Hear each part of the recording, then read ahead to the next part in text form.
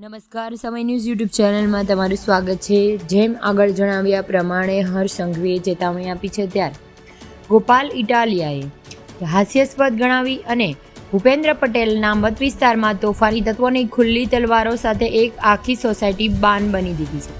આ સોસાયટીમાં તેમણે ભાડે લીધેલા ફ્લેટમાં દારૂની બોટલો મળી હતી, છતાં પણ પોલીસ વિરુદ્ધ આકરી કાર્યવાહી કરી નથી.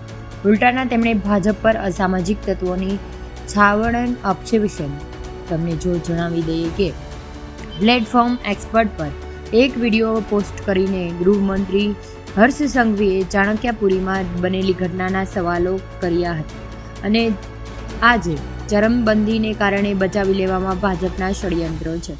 ત્યારે આ ગુંડાગીરીઓ ગેંગરેપ દ્વારા મહિલાઓની છેડતી કરે છે, તલવાર સાથે મારામારી કરે છે, છતાં પણ ભાજપના આ ષડયંત્ર કોઈ તોડી પાડી શક્યું નથી.